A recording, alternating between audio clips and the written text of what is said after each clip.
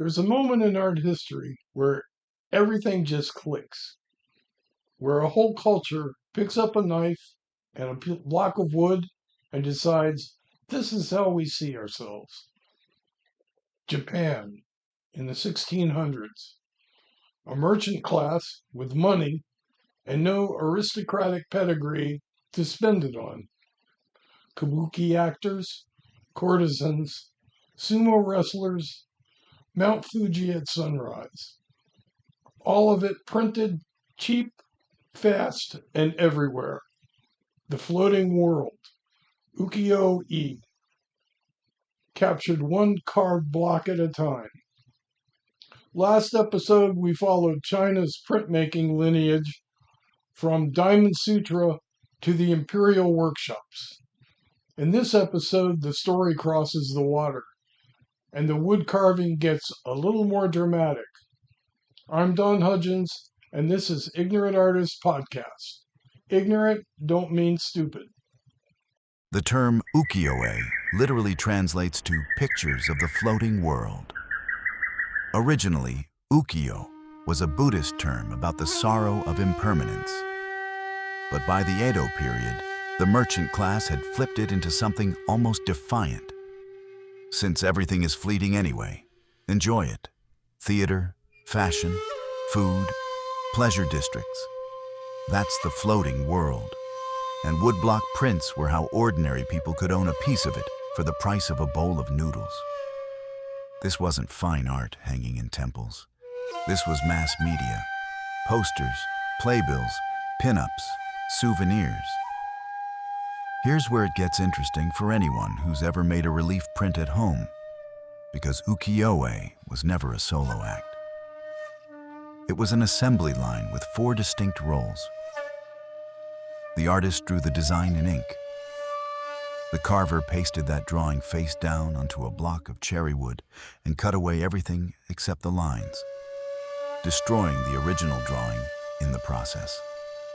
The printer registered separate blocks for each color, one at a time, using a handheld baran to burnish the paper against the inked block. The publisher financed the whole operation and decided what sold. A single multicolor print could require 10 or more separate blocks, each one carved and printed in exact registration with the others. Compare that to a single carved soft-cut block and one pass of water-based ink. The ambition here was industrial.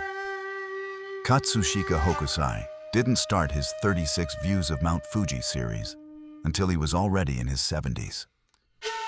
The most famous print in the set, arguably the most reproduced image in art history, is The Great Wave off Kanagawa. A towering wave curls over 3 fishing boats, Fuji small and steady in the background. It's not really about the wave. It's about scale, about how small human effort looks against nature. Rendered in a color, Prussian blue, that had just become available to Japanese printmakers through Dutch trade. Utagawa Hiroshige took a different subject, the road. His 53 stations of the Tokaido turned a literal travel itinerary, the highway connecting Edo to Kyoto, into a meditation on weather, season, and passing time at each stop along the way. Not every ukiyo-e print was Fuji and waves. Toshusai Sharaku made his career, a brief, mysterious 10-month career, on exaggerated, almost unflattering kabuki actor portraits that captured a performer mid-scowl or mid-scream. Kitagawa Utamaro specialized in bijinga, portraits of courtesans and geisha rendered with obsessive attention to hairstyle, kimono pattern, and the tilt of a neck. And later, Tsukioka Yoshitoshi pushed the medium into horror and folklore, skeletons, ghosts, severed heads, as the genre's final great flowering before photography started eating its audience. Here's the twist nobody planned for. Ukiyo-e prints started arriving in Europe in the mid-1800s, largely as packing material, literally used to wrap ceramics for export. European artists got a hold of them and lost their minds. Van Gogh copied Hiroshige prints directly, brushstroke for brushstroke. Monet collected hundreds of them and built a Japanese bridge in his own garden. Whistler, Degas, Toulouse-Lautrec, the flat color fields, cropped compositions, and asymmetric framing of Ukiyo-e reshaped Impressionism and Post-Impressionism from the inside. The West called it Japonisme. And without it, a huge chunk of what we think of as modern painting doesn't happen the way it did. Ukiyo-e didn't die with photography. It mutated. The early 20th century Shin-hanga, New Prints movement, led by artists like Kawase Hasui, kept the traditional four-roll carving and printing process alive, but folded in Western ideas about light, shadow, and single-point perspective.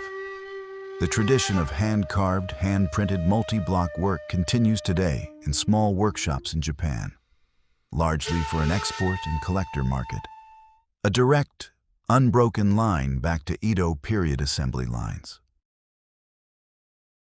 Next time, we move to Korea and the story of the Tripitaka Koreana, over 80,000 carved wood printing blocks made to hold back an invasion with prayer instead of weapons.